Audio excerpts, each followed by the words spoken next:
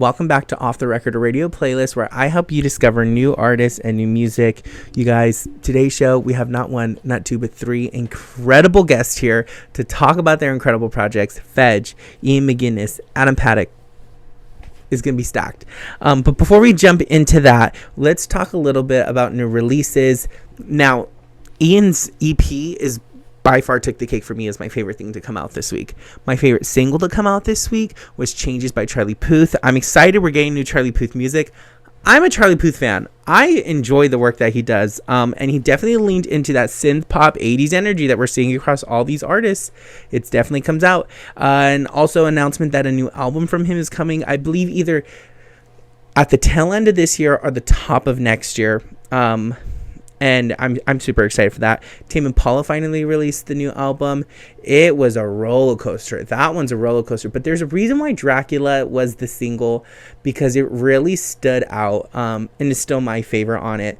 Cloud 9 by Noah Stees came out. Another solid single before we get his EP, and then Intentions by Harrison Crumman. And there's just so many, like Flatline Calvary, Hudson Westbrook, Harrison Boo, Stretch Hansen. Rule released an album which was actually really good. Jillian Dawn was really good. There was just so many. It was a great week of new music, and I'm super excited for you to go check out my New Music Friday picks. Before this Friday, I update it every Friday, that playlist. So if you want to keep up to date with what is recently dropped, you're going to want to go check out that playlist.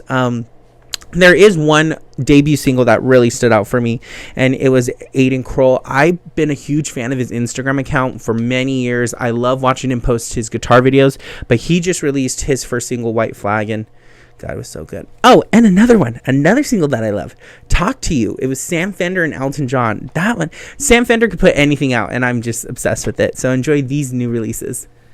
When I'm there, I feel like I'm the king of the world, and my mind's never scared. Welcome back to Off the Record, a radio playlist where I help you discover new artists and new music. I'm super excited because I'm here with Ian MacGinnis, who just released his newest EP, Find My Way, which truly is going to be in the ranks of one of my top EPs to come out this year, like up there with Noah Richardson and OC's. Like, such a good EP. Ian, how are you doing today? I'm great. Thank you for all the kind words. I appreciate that.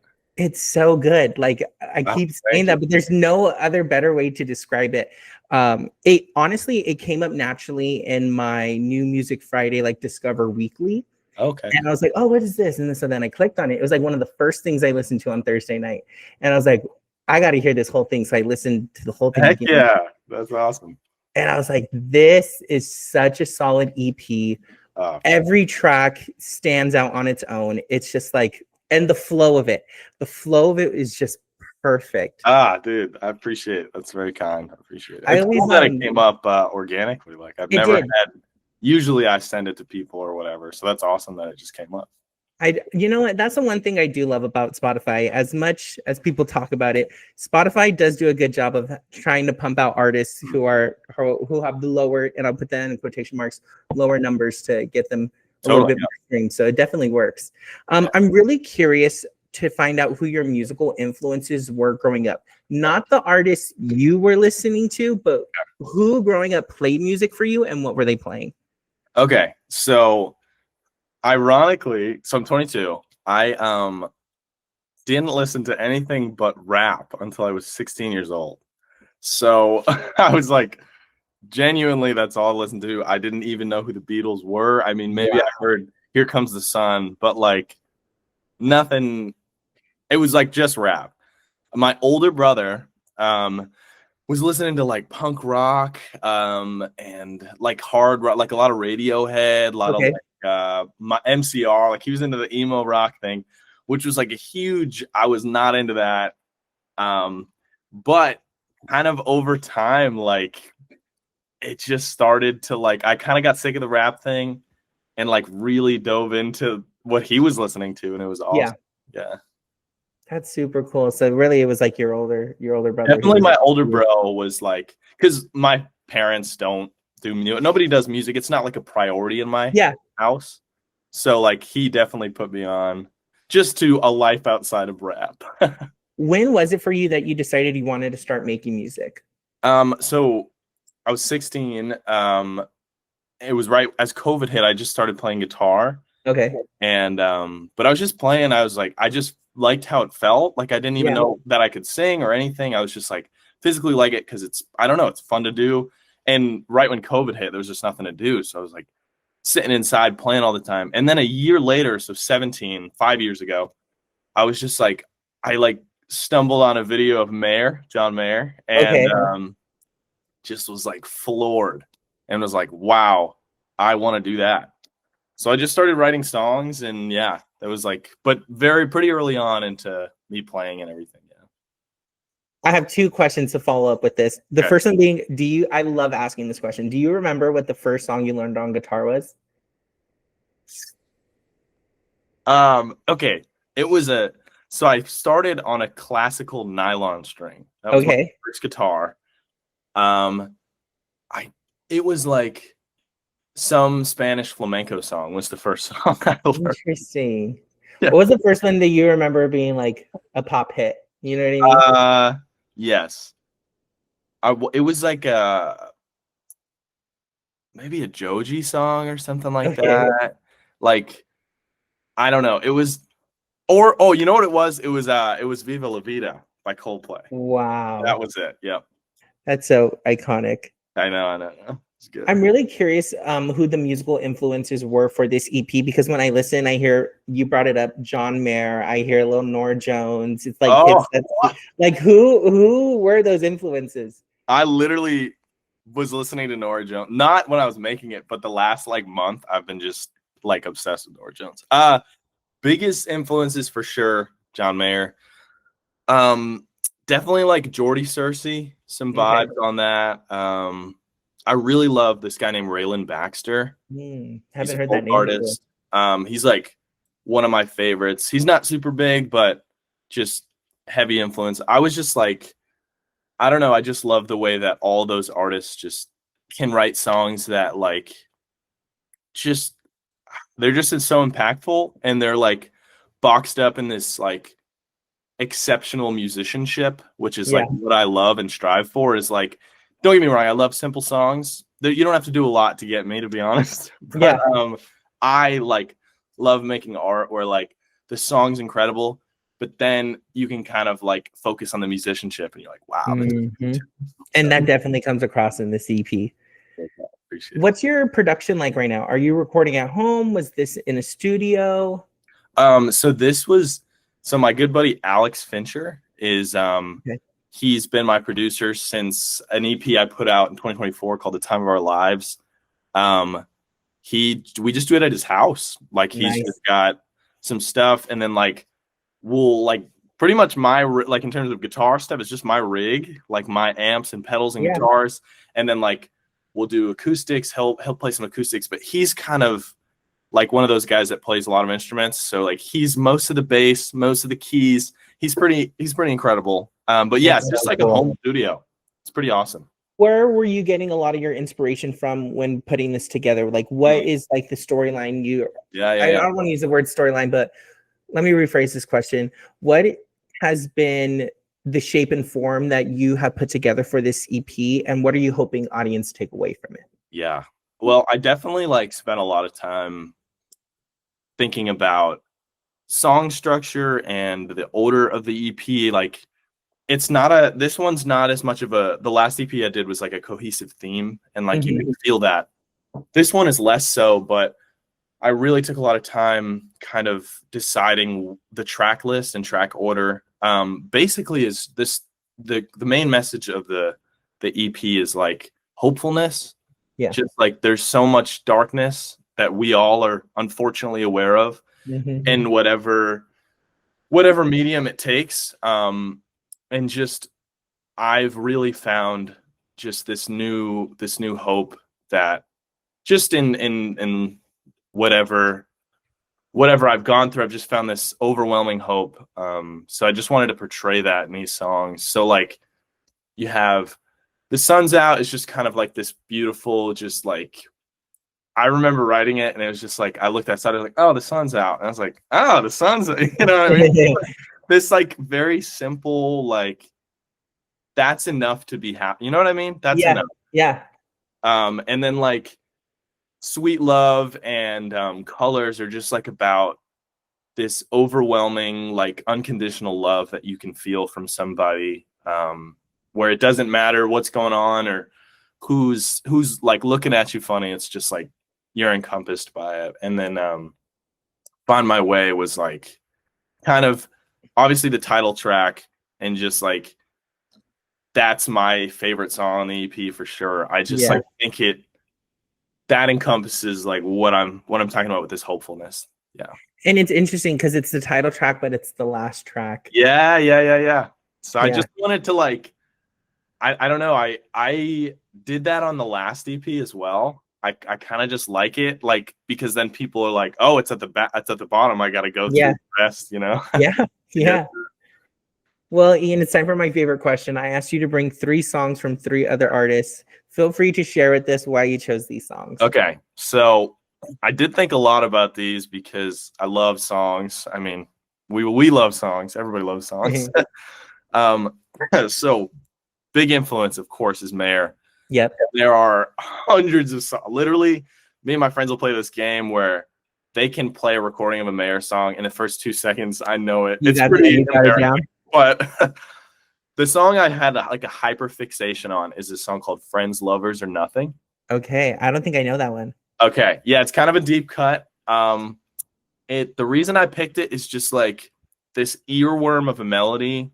And it's just like he's got this subtle way of, he just doesn't do too much on the recordings, Mayer. And it's just like, I don't know. You can just listen to it on repeat.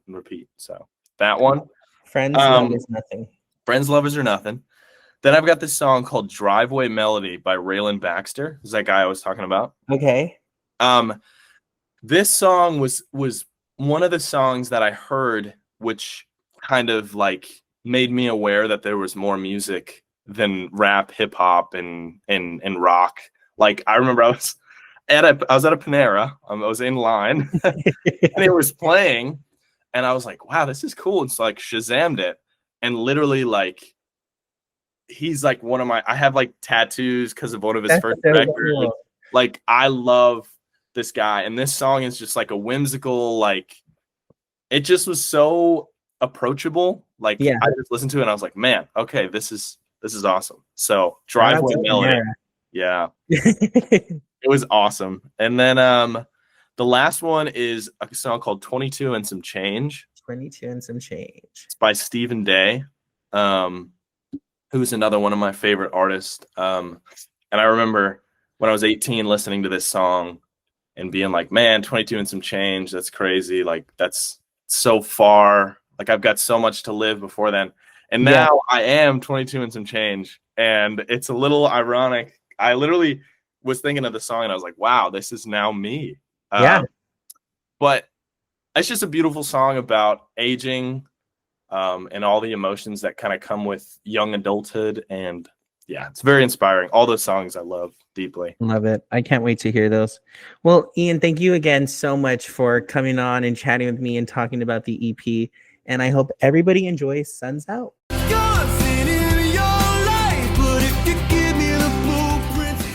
You're watching Off the Record, where I help you discover new artists and new music. I'm so excited because I'm here with Adam Paddock, indie pop singer-songwriter, who's dropping his second album, The Great Compromise, that comes out this Friday. Adam, how are you doing today? I'm so freaking well. It's been a couple months coming for this interview, so I feel honored. I know. I've been sitting on your album for a hot minute, just like waiting for this interview, waiting. I'm like, don't leak it. It was hard not to. Adam, I always like to start like asking everyone like who their musical influences were growing up. And when I ask that, it's genuinely not like who you were discovering, but like who around you was pumping music your way. Oh my gosh, I love that question. That's a different angle than I think a lot of people take. So growing up, my parents were pretty, not protective, but that's an unfortunate word, but like they were very selective about what we could watch and see. And so they were typically the ones showing me. And I do remember when I first kind of got out of the small little like Christian bubble that they introduced me to. And it was this kind of like offshoot band called Jars of Clay and Future of Forestry, and you would never have heard of them. These are like Yeah. 30-year-old, 40-year-old projects, but that was the beginning of like what began to inspire me. And so from that point on, I mean, I began my own exploration in like high school and stuff. And I Yeah. fell in love with like Panic at the Disco and like King's Kaleidoscope is a band not a ton of people know, but they really shaped my sound. Blake Rose was incredibly informative for me. Jeremy Zucker and Chelsea Cutler. And then as I began playing with the band more and more, more band influences like the Fray and the Killers, and those guys very much got involved. The Kings of Leon has been a blueprint for us too. So Interesting. yeah. You're the second artist today to bring up Kings of Leon. You're joking, man. We're No, all I'm just blazing serious. Kings of Leon, I guess.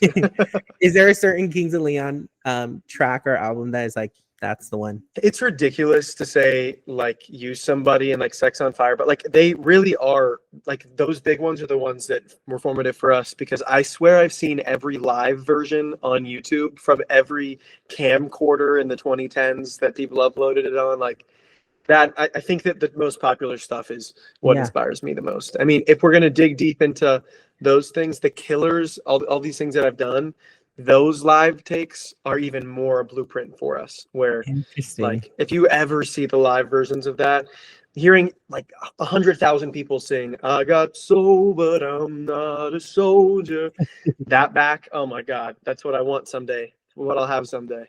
And those were the heydays. That was before like social media, so like people were there to be there. Exactly. I want to cultivate that so badly, and I do think that the fact that my shows have some intimacy, like an intimate part of it, in the middle of the set where there's more of the acoustic ballady type thing, but we still have the big moments, allows for people to really lock in and kind of feel a little bit reminiscent of those older times. Yeah, that's so interesting. You just recently opened for the Wallows. What was that like? Dude, it was sick. Like the Wallows are so dope. Their show is incredible. In fact, I saw them as a fan. I mean, I guess technically still a fan last week, but I saw them as a fan 3 years ago in Columbus with one of my best friends from college. And at that point, I was totally unfamiliar with their stuff. And I think it's so cool that this band that I would go to completely blind with my buddy and fall in love with would also be the first band that I could play an arena with. That's so cool. We actually have the entire video of my full set on YouTube now too. So it's pretty exciting. That's so awesome. Yeah. Well, I'm really curious about what your writing process is like. Again, this like entire album lyrically, it like left and right hits you. What is like your process when it comes to your lyrics? Thanks so much. That's so kind. I think that a lot of the people listen to an album sonically first before they kind of dig into the lyrics of it. So thanks for caring and noticing it all. My mom is a poet. I think that's an important piece to note. Oh, wow. So my mom is a poet, and so when we were younger, we would have to like write poems to get screen time. Then I think that that's becoming more and more evident through this album, where a handful of the songs literally started as just poems, and then later I came back to them and was like, this could kind of be cool as a chorus if I edited this here and there. So I think that the songwriting process varies a lot for me, because I'm rarely the type to co-write and like collaborate. Ironic, because right before this call, we called with one of our buddies. But I do think that I do my best writing generally alone, and then bringing somebody in, then starting with someone, because maybe it's just me, but I think it's kind of scary to sit down in a songwriting session with like 3 people I've never met and them expect me to actually pour my whole heart out, you know? And maybe I just haven't found the right people or the right rooms, but I prefer to kind of spill my intentions first, refine it, and then say, how can we edit this to make it a little bit better? So that's mainly how this album was made. Like Sidewalk Cemetery was a poem. Hustle started as a poem.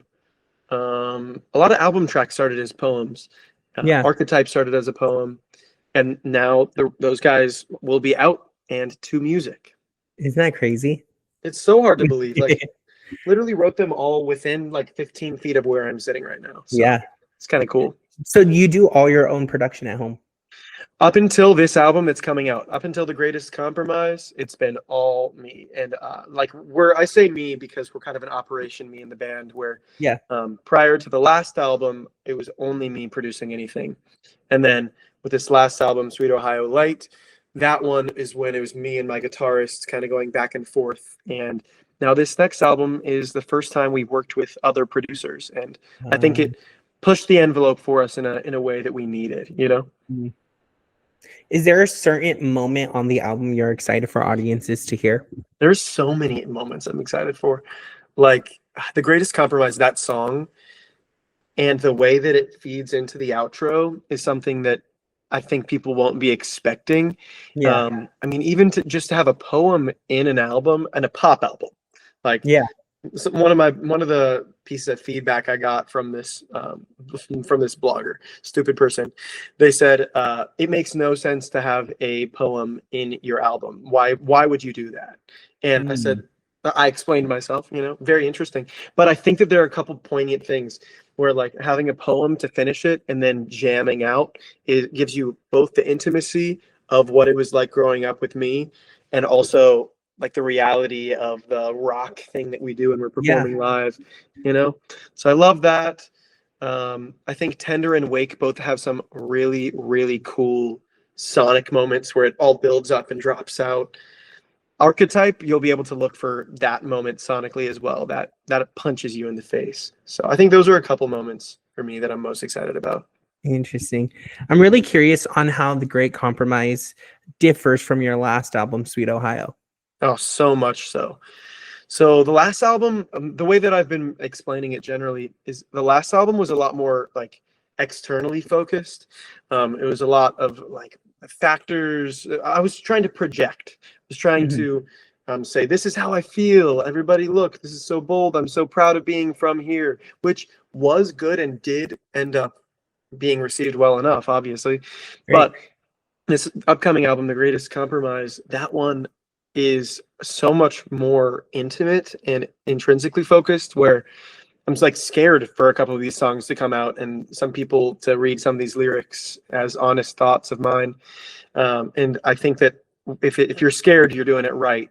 Yeah. And I think that's kind of how it differs from a lyrical standpoint is I'm trying to be a little bit more daring, and I think that it's going to pay off, hopefully. Yeah. We'll see. Let's talk a little bit about the imagery of this album. Yeah. So much. Yeah, there's like so much greatness in it. And I think there's like, it just speaks for itself of the whole being tied up situation. Thanks. Yeah. What was like the vision behind that? Yeah, so I can explain basically the ropes. People have been asking, they're like, is this some kinky thing? Like, what is going on here? I'm like, obviously not. But I intentionally waited to release the song that explains it until the album. Yeah. So The Greatest Compromise, in the lyrics, it says, well, for context, that song is about a buddy of mine that I lost, which was really sad, and it was a hard time for me, basically. And I kind of found myself in this moment, speaking to God, the universe, whatever it was in the moment, being like, "What is even happening? I feel tied up, but is this all orchestrated by someone? Is it not? Is it?" I was just asking so many questions. Yeah. So the verse starts with, "Open a window, at least turn the blinds." It's basically saying like, add some clarity to my situation. Open the window, at least turn the blinds. The strings held above me because you could use some advice. So that is basically saying like, I feel like I'm strung up like a puppet, and I'm not actually in control, and I hate that. So that's where the strings have come from. It came from that lyric, and it gets a whole lot deeper through the lyrics of that specific song, and obviously the meaning that you just heard. But that's kind of where the rope and that piece of the imagery came along. And I think it lent itself to a cool wardrobe situation. I worked with this gal, Christina Medolo. She's amazing. This New York City, like fashion designer, all this stuff. And everything that I wore for the album shoots, she made herself. Like everything down to the pants. It was all knitted, done by her, which is just crazy. And like the sock choice, the jewelry choice, all of that was her. And I think that plus the rope vision, plus the other songs that we decided would be singles ended up Mhm. weaving this cool world. And I'm very passionate about world building. And I think that if you're not building a world around your album, people won't actually understand what you're trying to say. Yeah. So Yeah. What are you hoping audiences take away at the end of it all? at the end of it, I hope that, I mean, it sounds, and so many people have said it, like they just want to be seen, but I don't think that I've been able to write something that as honestly captures the way that I felt. And for the people that, have heard it, they've said this does feel like a step forward and a big upgrade in the way that they can see themselves in this album, not just being from Ohio, but like Yeah. actually they've gone through grief. They've gone through like the quarter life crisis that a lot of people do, and all those things. And I think what I want them to get away from it is, I mean, I always say people are the point, but the people that are listening to it, obviously I want them to have a landline from me to the music to themselves, and to be able to all exist together, you know? Yeah. 100%. Well, Adam, it's time for my favorite question. I asked you to bring 3 songs from 3 other artists. Feel free to elaborate a little bit on why you chose these.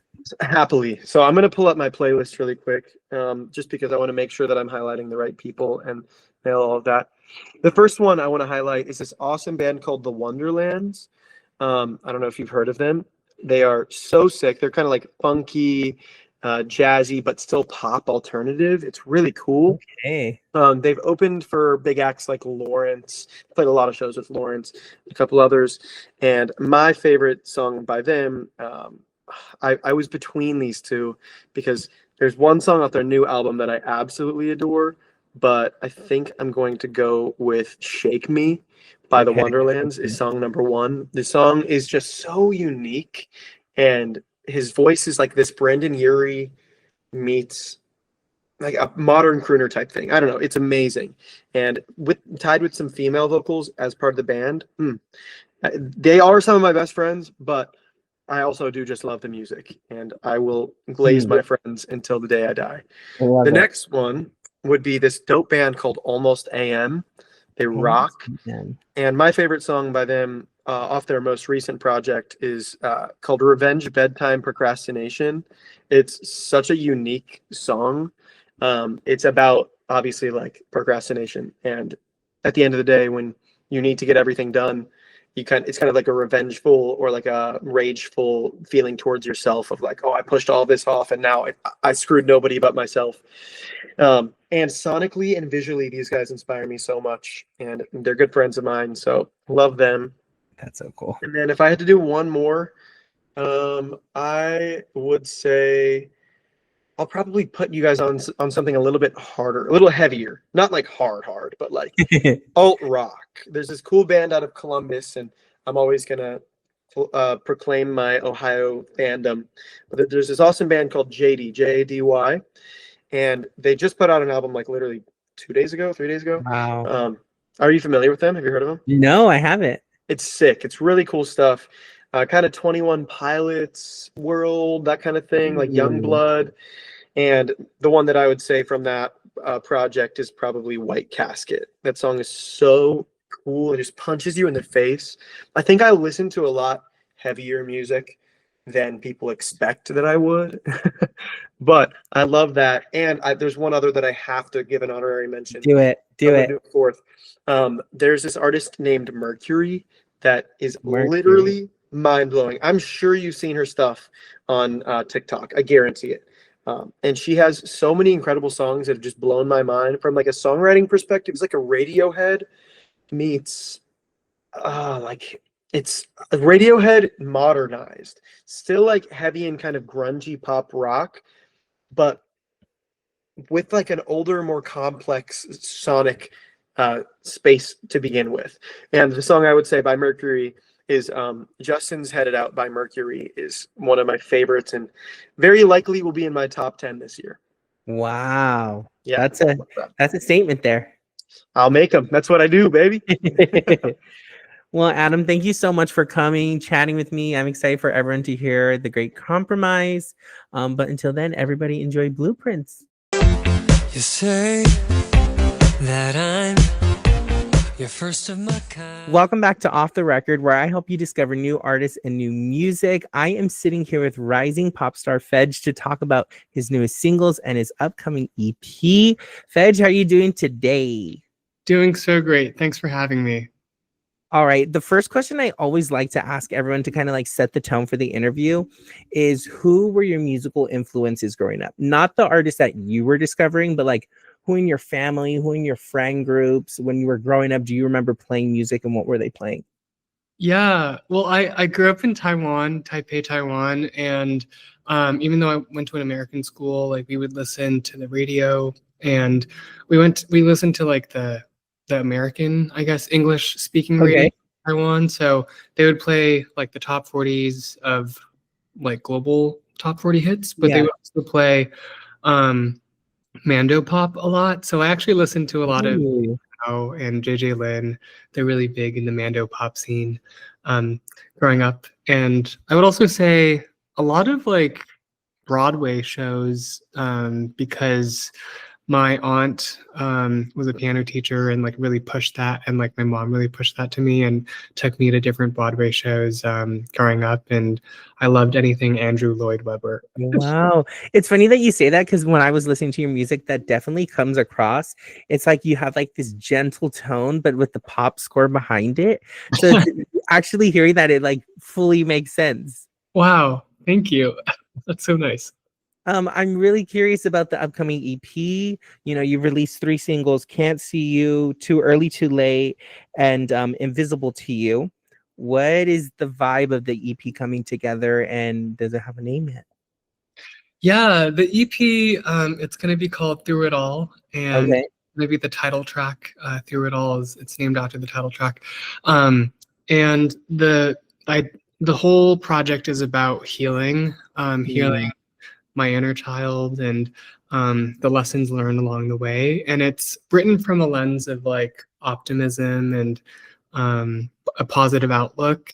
I think it's super easy to write a song about certain hardships and write it in a really negative way, but it was very deliberate and intentional the way the lyrics might be really sad, but the sonically, like, it'll be very upbeat, like Can't You See, or it'll be very positive. It might take a twist and turn, and it turns from slow to upbeat. Giving some little spoilers here, but yeah. I love it. I love it. I'm excited to hear it.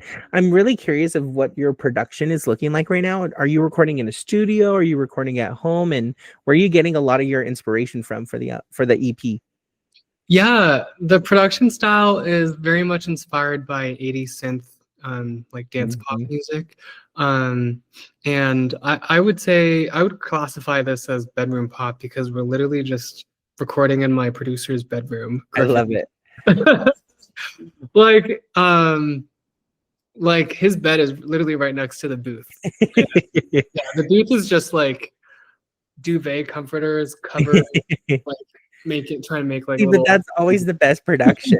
That's always the best production. You brought up that like 80s synth pop. It's hard to not talk about that and not ask about like Sabrina Carpenter, Chappell Roan, Jack Antonoff. Do they definitely play like influence in what you're putting together? Oh, for sure. They are the North Star.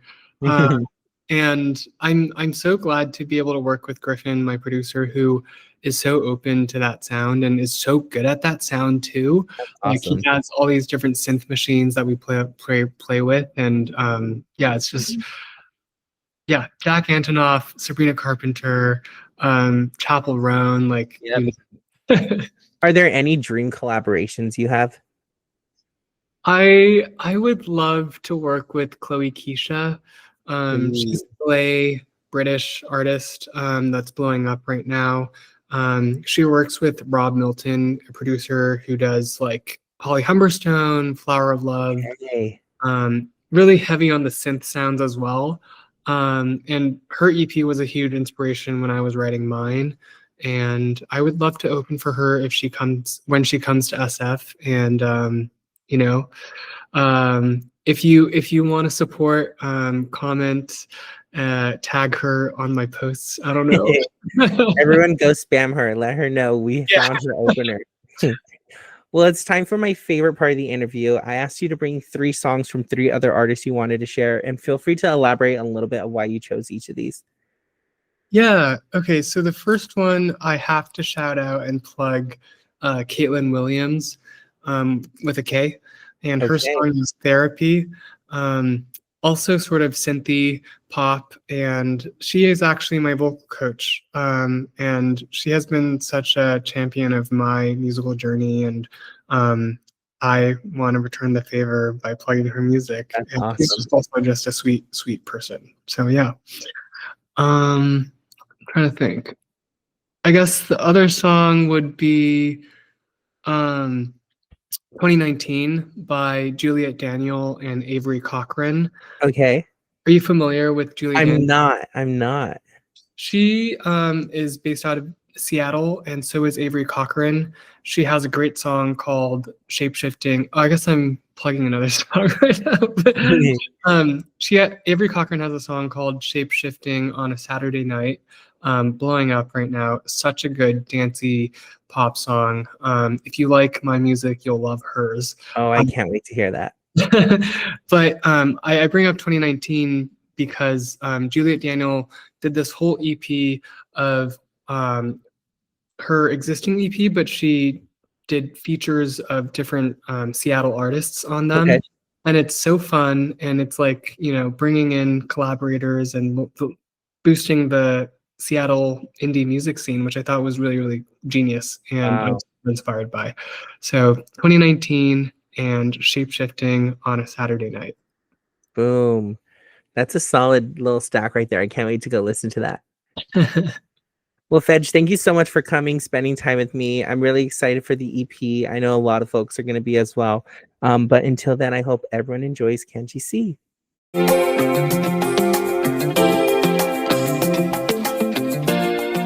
It is time for my favorite segment of the show, 3 New Artists, where I share with you 3 artists for you to keep your eyes on.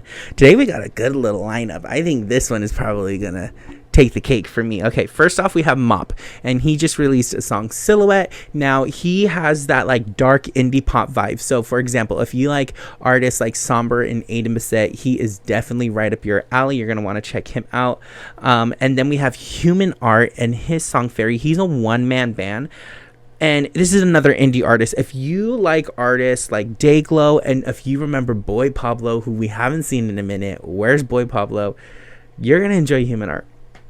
And then Chloe Hoker, she's a folk acoustic artist, and she has a track called Born to Love, which is so beautiful, so beautiful. And I describe her as the new country Carole King, because Carole King was a folk artist, but she wasn't like a country. But she like toes that line with her lyricism as Carole King did. So I think you're going to enjoy these 3 new artists. Thank you so much for watching this week's episode. Oh, I've been to Joe this week, the last show in LA. Oh my gosh.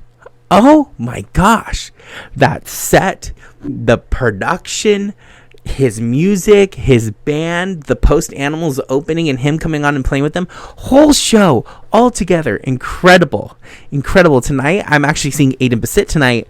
Been looking forward to the show all week, all basically year. I bought these tickets back in May, but I'm super excited. Thank you so much. Sorry for gapping so much this week's episode. I'm Isaiah again. I'm here to help you discover new artists and new music. So make sure to, if you're watching on YouTube, to hit that subscribe button. And if you're listening on Spotify, make sure to follow to be notified when I upload more episodes. Thank you so much to all my guests that came on today, and I'll see you all next week. Bye.